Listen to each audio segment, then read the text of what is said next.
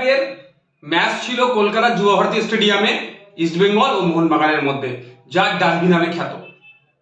গতকালকে ম্যাচ বাতিল হয়েছে।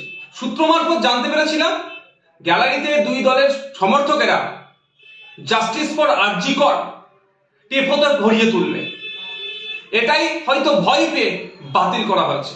কিন্তু দুই দলের সমর্থকরা ঘরে বসে থাকেননি, তারা যুব ভারতী স্টেডিয়াম চত্বরে জড়ো হতে চেয়েছিলেন জাস্টিস ফর আরজি কর, তিলোত্তমার বিচার চাইতে, তার পরিবার যাতে ইনসাফ পায় সেই জন্য। তার সাথে পা মিলিয়েছিলেন ইস্টবেঙ্গল, মোহনবাগানের সাথে মহামারান স্পোর্টিং ক্লাব। তার এই তিন দলের কর্মী সমর্থকরা যখন জড়ো হয়, পুলিশ মেন গেট থেকে 200 মিটারের মধ্যে কাউকে প্রবেশ করার অনুমতি দেয়নি, 200 মিটারের বাইরে দাঁড়িয়ে বাইরে থাকার কথা বলেছে। তিন দলের সমর্থকেরা 200 মিটারের বাইরে থেকে শান্তিপূর্ণ ভাবে তারা প্রোটেস্ট করছিল এবং জাস্টিস ফর আরজি কর, জাস্টিস ফর তিলোত্তমা বলছিল।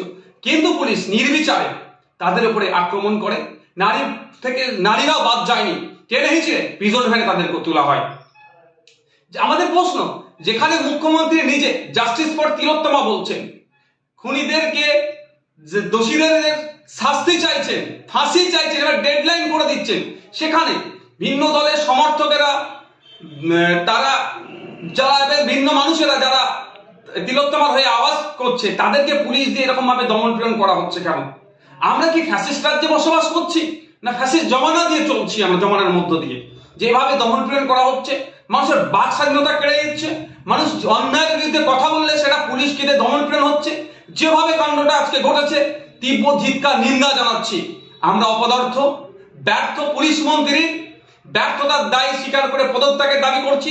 সাথে সাথে স্বাস্থ্যমন্ত্রীও এই যে ঘটনা আরজি করে ঘটেছে, এটা নতুন ঘটনা নয়, বিগত দিনে এই ধরনের অনেক ঘটনা স্বাস্থ্য কেন্দ্রগুলোতে রিলেটেড ঘটছে, সম্পূর্ণরূপে ব্যর্থ হয়েছে। স্বাস্থ্যমন্ত্রীরও পদত্যাগ দাবি করছি এবং সাথে সাথে একটু রাজ্যের মুখ্যমন্ত্রীকে স্মরণ করে দিতে চাই যে পৃথিবীতে যত ফ্যাসিস্টরাই ছিল না কেন, তারা বিভিন্ন সময় গুন্ডা মস্তান পুলিশ প্রশাসনকে কাজে লাগিয়ে মানুষের বাক স্বাধীনতা কেড়ে নেওয়ার চেষ্টা করেছে, মানুষকে দমিয়ে রাখার চেষ্টা করেছে, কিন্তু নির্দিষ্ট সময় পরে কিন্তু সেই ফ্যাসিস্টদের পতন হয়েছে।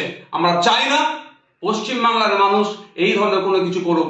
আর আমরা আশা করবো রাজ্য সরকারের কাছে, রাজ্য সরকারের প্রধান যিনি আছেন তার কাছে আশা করবো মানুষের বাক স্বাধীনতাতে কোনো রকম ভাবে না হস্তক্ষেপ হয়, সেটা আপনি ভালো করে দেখবেন।